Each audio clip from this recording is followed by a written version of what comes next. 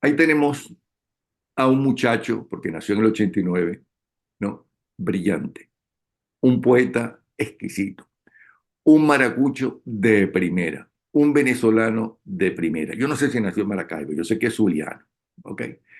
Ahí lo tenemos, ¿no? Porque él, le voy a pedir que me conteste a unas preguntas que a través de lo que él hace en radio y de lo que escribe, ahí tienen ustedes cómo seguirlo, ¿ok? Se hace las siguientes preguntas que todos nos hemos hecho posiblemente. ¿Por qué hay tantos candidatos? Ah, para que me conteste de estas preguntas, o para que nos conteste estas preguntas. ¿Por qué hay tantos candidatos a la presidencia? ¿Cuánto cuesta una campaña presidencial en Venezuela? ¿Por qué seguimos aceptando la existencia de los políticos, que los políticos solo viven de la política? ¿Cómo es eso? ¿De dónde sacan el dinero? ¿Por qué la maestra Elsa se lanza a presidente? ¿Qué gana ser Contreras lanzándose a la presidencia? ¿Alguien en este país se cree que José Brito, Luis Ratti tengan alguna oportunidad de ser presidentes de Venezuela? ¿Cuál es la estrategia de tener tantos candidatos que no tienen ninguna oportunidad? ¿Quién paga las cuentas de todas esas iniciativas electorales? Daniel Ceballos, ¿tiene alguna posibilidad o está siendo obligado a lanzarse? En fin, esas y otras se las voy a preguntar para ver cuál es su respuesta, porque él ya las tiene. Entonces, bienvenido, poeta, ¿no? En fin, todo lo que es él. Déjeme un momentico buscar, porque es que el currículum es demasiado largo. Es conductor de Puerto de Libros, ¿no? Es presidente fundador del movimiento poético de Maracaibo. Es editor jefe de Sultana del Lago Editores. En fin, es muy largo y ustedes lo pueden seguir. Bienvenido, Luis Peroso Cervantes. Te admiro. Napoleón, un gusto de verdad, un placer y un honor por fin ser entrevistado por ti. Ya yo había tenido el inmenso placer de entrevistarte a ti en Puerto de Libros, Librería Radiofónica, que es nuestro programa radial en Radio Fe y Alegría. Y hoy, bueno, me siento yo súper honrado de que uno de los locutores a los cuales yo más admiro, uno de los hombres a los que más he seguido y que más respeto en los medios de comunicación, bueno, tengo un momentico para que conversemos. Bueno, esa entrevista fue hace muchos años, yo creo que tú todavía estabas en pañales, pero vamos entonces con las preguntas porque tenemos solamente 25 minutos, ¿no? Primero, ¿por qué hay tantos candidatos a la presidencia, Luis? Mira, esa es quizá la pregunta que revela el resto de las preguntas y es sin duda una estrategia de ingeniería electoral.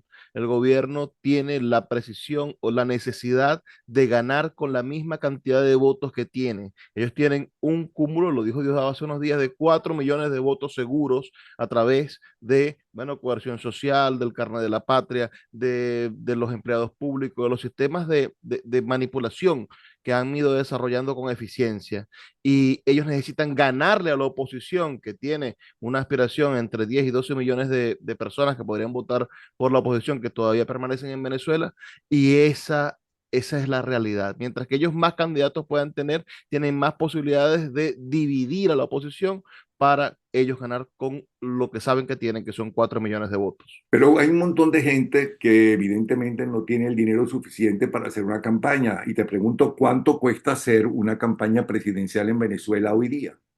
Bueno, depende también la capacidad que tenga la persona de ingeniárselas. Una campaña tradicional, digamos, como las que tú viviste y viste, que era un candidato recorriendo el país con la posibilidad de movilizar a personas en cada una de las regiones donde llegara, le costaría bastante. Es decir, hacer una actividad cualquiera de las actividades de campaña de las primarias, pongamos costaba entre 2.000 y 5.000 dólares. Todas las actividades de campaña a la antigua que realizó el candidato de Acción Democrática le costaron eso, porque Acción Democrática sacaba a la gente con autobús de su casa y la llevaba al punto de concentración. Estamos hablando de que se gastarían $1 o $2 máximo o mínimo por cada persona para moverla y si movía 5.000 personas, bueno, tendrías que gastar $10.000. Es decir, por eso cuando veíamos al candidato de Acción Democrática, veíamos la vieja forma de hacer política. Ahora, cuando hay un fenómeno electoral como el de María Corina Machado, la gente se mueve sola al sitio y entonces te ahorras cientos de miles de dólares en total cuando estás haciendo una campaña electoral. No necesitas movilizar, no necesitas cumplir con las viejas estrategias de la política para hacer campañas políticas. Luego están las campañas digitales y por eso es que hay tantos candidatos, porque la mayoría lo que intenta es generar una apariencia de que están en campaña cuando en realidad no salen ni siquiera a la vuelta de la esquina.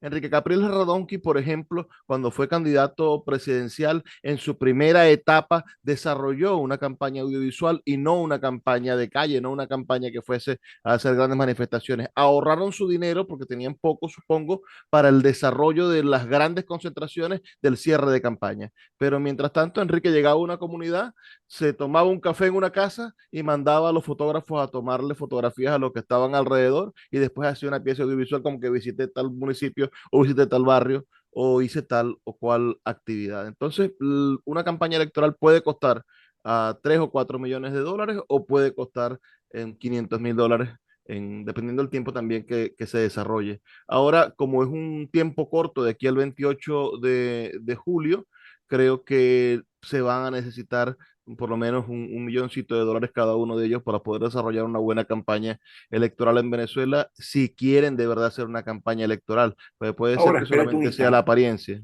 Yo entiendo que el conde del Guácharo tenga 1 millón de dólares y más, porque es un excelente negociante a lo largo de su vida. ¿Ok? Pero ¿y los otros de dónde? ¿Quién les da ese dinero? ¿De dónde sacan ese dinero? ¿Cuánto cuesta ser entonces ser un candidato pobre? La maestra, por ejemplo, Elsa, ¿de dónde saca ese dinero? Bueno, esas son las primeras preguntas que hay que hacerse cuando se ve a alguien salir a hacer un ofrecimiento de su nombre para una campaña presidencial. ¿De dónde saca la maestra que ha estado gritando durante año y medio que no le alcanza para comer ni para los pasajes para ir a trabajar? Va a sacar para hacer una campaña electoral. Uno tiene que preguntarle a la maestra Elsa. Ahí es donde están los problemas de la no transparencia del sistema del CNE. El CNE debería publicar cuáles son las declaraciones patrimoniales de cada uno de los candidatos, pero no lo hace, aunque las exige. Es uno de los requisitos para inscribirse como candidato en cualquier cargo de elección popular. Usted tiene que presentar a la Contraloría del CNE cuáles son sus ingresos, de dónde sacó el dinero para financiar su campaña y las cuentas, porque si no queda inhabilitado políticamente al cerrar el proceso electoral, si usted no presenta las cuentas, dónde sacó el dinero para financiarse. Pero en este país existe algo que se inventó en el siglo XX y que sigue funcionando, que se llama la letra muerta. Puede ser que esté en el papel, pero no se ejecuta. Ok, pero en el pasado, y supongo que en el presente, el Estado venezolano o el gobierno representando al Estado le daban justamente para que no hubiera tanta corrupción o que no hubiera corrupción, eh, le daban una cantidad de dinero a cada uno de los candidatos, pero por lo menos a cada uno de los candidatos que tenían en la última, en la elección anterior, X cantidad de votos, no a todos. Eso está pasando hoy en día. No, bueno, tú sabrás que con el cambio de la Constitución del año 1999 se acabó el financiamiento público a las campañas electorales y por eso mismo se le exige a los candidatos que demuestren de sacan su dinero.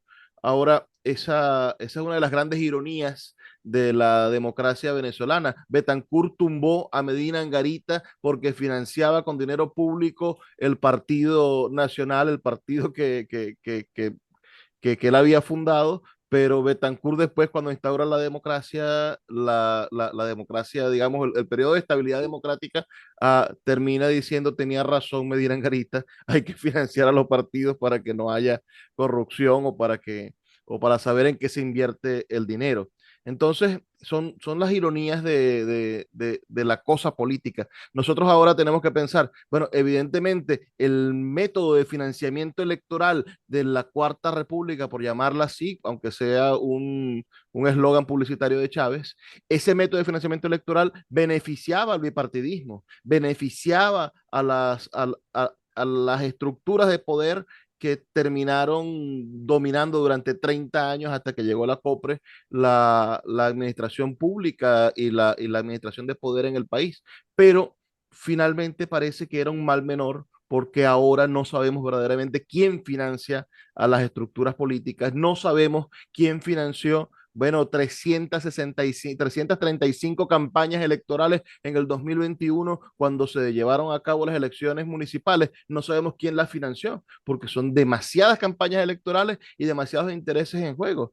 Sin duda debe de haber, bueno, la parte del financiamiento con el dinero público, pero cuando no son dineros públicos debe de haber, lo más seguro, financiamiento del narcotráfico o de las estructuras criminales que de algún modo colaboran con la actividad política para que cuando esta persona gane no los persiga o sean sus aliados. Es decir, y también está la tradicional coima o ayuda de los grandes intereses de los futuros financistas, de los llamados financistas, que van a ser quienes van a recibir los contratos públicos. Y allí también hay un acto de corrupción, porque si tú estás financiando a un candidato para que después aligere los procesos, para que tú hagas el asfalto, para que tú recojas la basura, hay un gran financista político en el país y es el dueño de una famosa empresa de recolección de basura que cuando ve que un candidato tiene chance le dice, bueno, aquí está y después nosotros recogemos la basura en tu municipio.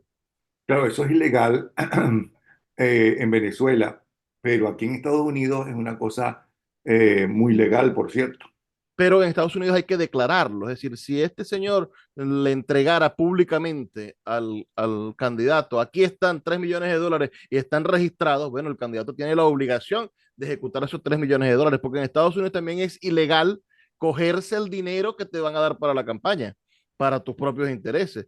¿Y cómo Ujú. sabemos nosotros que el dinero que está recibiendo esa persona no invierte 100.000 en las manifestaciones, en las actividades políticas y agarra los 400.000 bolívares, los 400.000 dólares, perdón, para asegurarse el futuro o poder salir fácilmente por las alcabalas? Te voy a agradecer que no te la des de ingenuo, ¿ok? Todos sabemos que buena parte de esos elementos, ese es un negocio, no todos, pero buena parte, y se quedan con una parte del dinero, ¿no? Para ellos, ¿no? Y otra parte para el partido, y no solamente para la campaña. Pero no fuiste tú quien dijo que el régimen estaba dándole $3.000 a cada uno de los candidatos que puedan enfrentarse y que puedan dividir a la oposición. Mira, yo eso lo dije en el video, yo tengo una columna de reflexión diaria en mi canal de YouTube sobre temas políticos, culturales y ciudadanos, y allí hablé recientemente sobre eso, sobre los 3 millones de dólares que yo escuché cuando militaba en un partido político que finalmente terminó siendo un partido cooptado por el gobierno. Fundé ese partido político creyendo que era una alternativa a los partidos políticos tradicionales en el estado Zulia, en Maracaibo, junto con una cantidad de compañeros, y finalmente nos salimos, o yo me salí primero, porque evidentemente me di cuenta de que de que no hacían oposición. Pero ellos, montado yo en una camioneta, escuché claramente cuando a uno de los líderes nacionales me habló de este señor de las empresas de basura y le dijo, bueno, él está ofreciendo 3 millones de dólares para que montemos una candidatura presidencial, para que monte una candidatura presidencial. Y el problema es que no los da juntos, sino que te los da mensualmente. Los reparte para que vayas avanzando, ¿no? Porque te da los 3 millones y te pierdes. No, te los va a dar mensualmente porque te va a financiar la campaña. La idea es que fortalezcamos figuras para que podamos oponernos y presentar varios candidatos. Finalmente, esa opción política no presentó candidatos en las primarias y ahí fue donde yo hice un comunicado y me salí de esa organización política porque no se unió a las primarias. Había que ir a las primarias, por las buenas, por las malas, azules o amarillos, todos los de la plataforma unitaria concurrieron a las primarias y hubo un resultado, por lo menos hubo el interés de desarrollar un resultado. Hoy hay un escenario diferente y es el resultado, bueno, de las propias primarias, es una consecuencia de que quien ganó las primarias está inhabilitada políticamente por el gobierno. Ahora, ¿qué significa por el gobierno? Bueno, no es constitucional, no hay una sentencia firme. Quien decide la inhabilitación es el Contralor General de la República, que es sin duda un funcionario que tiene una afiliación política muy cercana al gobierno, es decir, o que obedece las razones que da el gobierno. El verdadero inhabilitado debería ser o es Maduro, porque para empezar no es venezolano, ya Uribe, entre otros, mostró la partida de nacimiento de donde nació. ¿ok? O sea que él es colombiano, por lo tanto, según la Constitución, él no puede ser presidente del país. Bueno, es Bueno, que pero yo creo que ningún se decía país, lo mismo señores. de Carlos Andrés Pérez. Es decir, finalmente, ese asunto de que Nicolás Maduro sea venezolano o colombiano es insignificante porque ya él ejecuta el poder, ya él es el presidente de la República y ya él está desde hace, bueno, desde que comenzó a ejecutar la vida política, que estamos hablando del año 1900, de los años 90, cuando militaba y se convirtió en cercano a Chávez junto con Cilia, que fue quien entrevistó a Chávez. Entonces, esa gente ya está ejecutando la política. Él tiene una aplicación política infinita y venir ahora con lo de esa es una excusa que a mí no me gusta, me parece demasiado simbólico. Yo creo que lo real, lo que está pasando es que en estos dos periodos de Nicolás Maduro hemos visto al gobernante más ineficiente de la historia de Venezuela, al gobernante que ha tenido mayor problema para poder ejecutar un proyecto anticorrupción, para poder ejecutar y solucionar los problemas de la gente, para ayudar y auxiliar al venezolano pobre, porque Maduro se ha dedicado evidentemente a beneficiar una casta política y no a la gente, quizás como hizo Chávez, que bueno, regaló casi 800 millones de dólares en ayudas sociales. El señor Nicolás Maduro ha hecho todo lo contrario a lo que ha hecho Chávez y hoy por fin tenemos la oportunidad de tratar a Maduro y de elegir a Maduro o en contra de Maduro, porque cuando se eligió a Maduro en el 2014, se eligió fue a Chávez. Chávez le levantó la mano y la gente votó porque Chávez lo decidió. En el 2018 la oposición se hizo la loca, no fue a votar y no hubo la manera de medir si Maduro lo había hecho bien o lo ha hecho mal. Ahora sabemos que Maduro lo ha hecho terrible, que tiene 10 años, bueno, haciéndolo mal y tenemos que votar en contra de él porque lo ha hecho mal. Esa es la única razón y la única verdad. Es la única manera de hablar de esto, es decir, Maduro lo ha hecho mal, ha sido un gobernante ineficiente, ha tenido una pila de ministros que los va cambiando de cargos y todos son malos ministros y el pueblo venezolano tiene que decidir por una persona totalmente diferente, Pero esa es una porque estrategia de tener malos ministros. no, yo creo que tiene un problema de captación política, es decir, está secuestrado por sus propios políticos. Él está allí por un pacto político entre diferentes facciones del partido y debe de darle cuotas de poder a cada una de esas facciones del partido. Por eso desaparecen los Jesse Chacón, desaparecen los Rafael Ramírez, desaparece finalmente Tarek El Aizami, porque él ha ido acabando con facciones del partido, pero aún así siguen habiendo dentro del PSV muchísimas razas diferentes de políticos y tiene que darles esas cuotas de poder. Por eso son los mismos ministros que los va cambiando, porque son los representantes de una casta diferente dentro del partido. Y es una estrategia eso de tener tantos candidatos de supuestamente opositores. Digo Mira, supuestamente porque algunos lo serán y otros no lo serán, pero todos se hacen llamar de la oposición. estoy seguro que es una estrategia y lo más triste es que se prestan para ello los políticos que viven de la política. Es decir, la gente que tú no sabes qué trabaja, a qué se dedica o de dónde vienen sus fondos, porque solamente viven de la política. Eso debería ser ilegal, vivir de la política, vivir de tus intereses o de mover a una persona. Y existen en todos los estratos, es decir, ahí vemos a los grandes ligas de los mantenidos de la política, pero en nuestros barrios, aquí alrededor, hay un señor o una señora que se ha lanzado a concejal durante los últimos 30 años y que no sabes de qué trabaja, solamente está esperando que cada 4 años llegue una elección para salir a moverse y decir, bueno, yo te muevo 10 o 20 personas y con esos 10 o 20 personas mantiene su coima, es decir, es un alquilador de voluntades. Bueno, te voy a preguntar unas preguntas que tú mismo te has hecho en tu YouTube, que ahí tienen, vuelvo a repetir para que lo sigan, eh, que son tabú.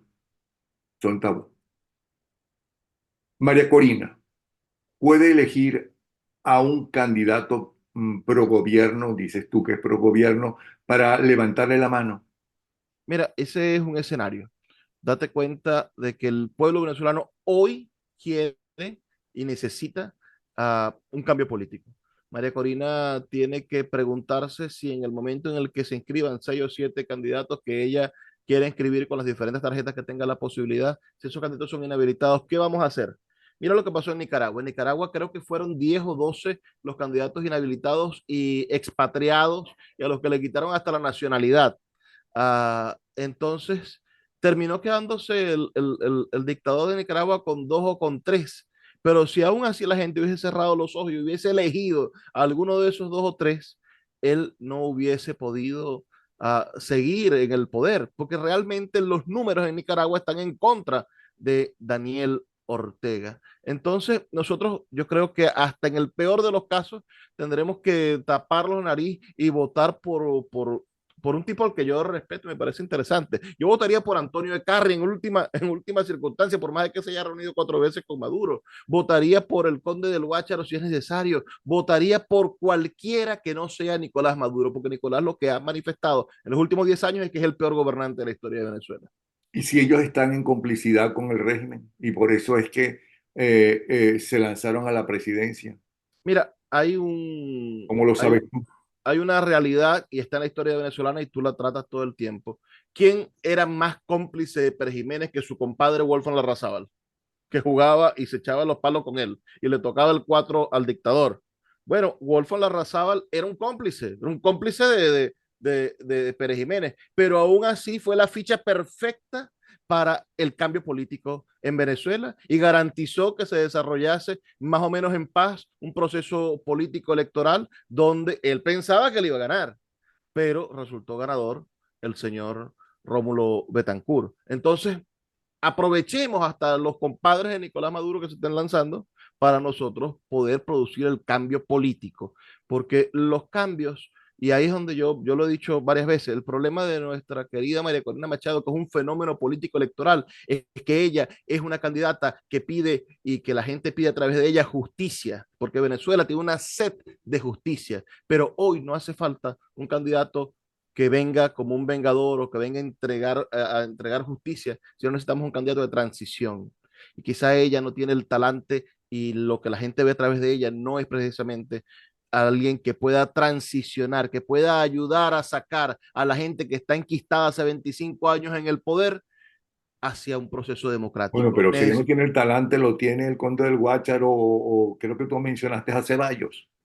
Bueno, yo hablo de instrumentos, es decir, el problema es que no podemos seguir individualizando el proceso político. Tenemos el gran problema venezolano ha sido siempre el mesianismo. Se fue Gallegos en un momento, fue Betancur en un momento, fue Carlos Andrés en un momento y finalmente fue Chávez en otro momento. Y si no es el Mesías, si no es el Salvador, si no es el que me toca y me cura, bueno, entonces yo no quiero a ninguno de ellos. Lo que tenemos que hacer nosotros es darnos cuenta de que hasta María Corina Machado es una circunstancia por más de que sea un fenómeno político el día de hoy. Ellos, todos estos políticos son nombres valiosos en la historia de Venezuela, pero no son más importantes que la salud del pueblo venezolano y no son más importantes que el futuro de los miles que se han ido, de los millones que se han ido, 7 millones, 8 millones que ya están fuera, ni Pero son más entonces, importantes de los que están quién aquí. debe elegir la transición, el candidato que tú dices debe reemplazar a María Corina Machado en los votos? La plataforma unitaria, por ejemplo, Yo si ya tengo la un, gente votó mayoritariamente, pero por encima de cualquier otro, por María Corina Machado. yo tengo una posición que es polémica y que quizás no le agrada a mucha gente. Pero la plataforma unitaria fue la organización que convocó el proceso de elecciones primarias y para eso se nombró la comisión de primarias. ¿Por qué? Porque la plataforma unitaria es un cuerpo político y nombró una comisión de primarias que era un cuerpo ciudadano, un cuerpo más o menos ascético, que desarrolló un proceso electoral que casualmente terminó siendo tal y como lo pidió María Corina Machado. Se planteaba que podía ser con el CNE, se planteaba que se podía automatizar, se planteaban de muchas maneras y terminó siendo manual y dirigido por Súmate, tal y como lo pidió María Corina. Entonces, ese proceso dio como resultado, por esas cualidades, a una María Corina Machado que no se midió en ningún momento con los grandes líderes de los partidos, porque los grandes líderes de los partidos, que son más inteligentes que tú y que yo, dijeron, yo no me voy a medir ahí. No me voy a medir ahí porque no es mi campo, no es mi ring. No, no se Yo va a no. medir ahí porque en este momento no los quiere la enorme mayoría de la gente. Bueno, Con pero razón o sin ella, pero no los quieren. son más inteligentes que tú y que yo dijeron, yo no me voy a medir ahí, dijo Capriles, yo no me voy a medir ahí, dijo Manuel Rosales con inteligencia. Bueno, Capriles Ah, no podía porque está inhabilitado. bueno, pero sí podía porque María Corina está inhabilitada y fue electa. Ah, Es bueno, decir, eso es verdad. él finalmente decidió salirse de la carrera porque dijo, no me voy a medir, no me voy a medir precisamente porque no es mi momento político, porque ellos saben cuál es el momento político. El momento político de María Corina resultó electa con ese aluvión de votos en ese proceso electoral y finalmente al día siguiente es proclamada como la candidata de la plataforma unitaria, porque fue quien convocó el proceso. Hoy, quien debe decidir, creo yo, por estructura, simplemente por un pensamiento estructurado, quien debe decidir quién es el candidato de esta parte de la oposición es la plataforma unitaria. Claro, tomando en consideración a la señora María Corina Machado, pero el poder cuando se obtiene por vía democrática no es transferible. Es decir, tú, si fuiste electa tú no puedes transferir el poder como si fuese un poder hereditario o como si te perteneciera a ti o como si fuese un báculo de mando. A menos que se haga como en un momento se hizo en Argentina, que el candidato ganador en su campaña decía, si yo gano, le entrego el poder a Juan Domingo Perón para que regrese a Argentina. Y eso fue lo que hizo, por cierto, para bien o para mal. Pero tú te sigues preguntando lo siguiente. Lorenzo Mendoza, ¿puede sustituir a María Corina Machado? Te preguntas. Yo decía en este video que está en mi canal de YouTube, decía Lorenzo Mendoza es un hombre con su propio capital político. En el año 2018 pasó esa cosa terrible que protagonizó Ramos Ayub, donde él lo confesó, y esto lo dijo Rafael Simón Jiménez hace poco, confesó Ramos Ayub que Acción Democrática no fue a votar en el 2018 porque no consiguieron que todos los partidos de ese momento de la mesa de la unidad apoyaran la candidatura de Henry Ramos Ayub. Entonces, en venganza, Henry Ramos Ayub dijo, bueno, no vamos a votar, no vamos a votar en unidad, vamos a abstenernos. Y Mm. no apoyaron finalmente a Henry Falcón, que fue el único que se lanzó al agua. Entonces, tenemos el gran problema de que hoy pueda pasar lo mismo. Lorenzo Mendoza no quiso ser candidato presidencial en el 2018 cuando todas las encuestas le daban un 60 y 70%. ¿Por qué no lo quiso hacer? Porque es un hombre que tiene, ese tiene cientos de millones de dólares en infraestructura, en camiones, en diferentes cosas que están distribuidas en la empresa más grande de Venezuela después de PDVSA, que es la empresa Polar. Entonces, yo creo que Lorenzo Mendoza no se prestaría para ser el sustituto de María Corina. Y ahí es donde está el gran problema. ¿Cuál es el papel que va a tener ese sustituto? Porque en Barinas pasó algo muy sencillo. El señor Superlano quiso inscribir a su mujer y el gobierno le dijo, tú no te vas a burlar de la inhabilitación poniendo a tu mujer porque gobiernes tú. No se lo vamos a permitir, dijo el propio gobierno, porque realmente es una forma de burlarse de una medida administrativa o una sentencia. Entonces, empezaron a elegir gente hasta que eligieron al gobernador Garrido, pero Sergio Garrido manda con su propia voz. No le debe nada a Superlano. Superlano pudo haber hecho campaña con él, pero no es Superlano el que manda en Barinas, manda Acción Democrática. Entonces, va a haber un candidato que gane la presidencia levantándole la mano a María Corina, que no tenga su propio liderazgo, que no tenga sus propios ministros, que no tenga su propia idea de gobierno, sino que le pregunte todo a María Corina. Yo no creo que nadie se preste, y mucho menos un hombre como Lorenzo Mendoza, que ya dijo que no quería ser presidente en el 2018 cuando tenía todas las cartas, y menos ahora cuando le tocaría ser quizá un títere, y ese es el gran problema del que Pero ¿quién vaya a ser decide electo por entonces María Corina. el sustituto de María Corina?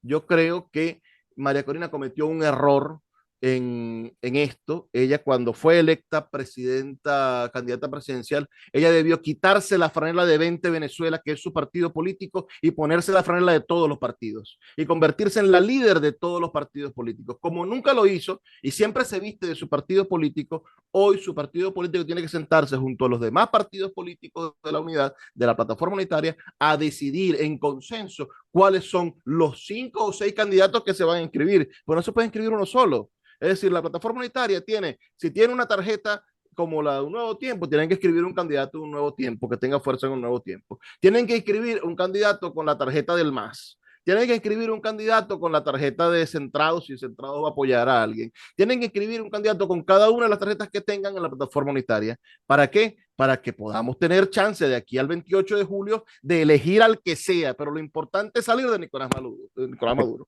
Eh, sobre la transición y la estrategia de María Corina Machado, te recomiendo que escuches mi entrevista ayer con Carlos Blanco, que te va a contestar a varias cosas que tú dijiste allí.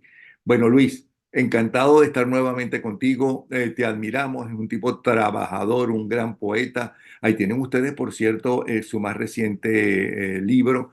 Tiene 23, o sea que ese es el más reciente. Parece que escribe uno cada año. Ok, es conductor de Puerto de Libros, Librería Radiofónica, es presidente fundador del Movimiento Poético de Maracaibo, es editor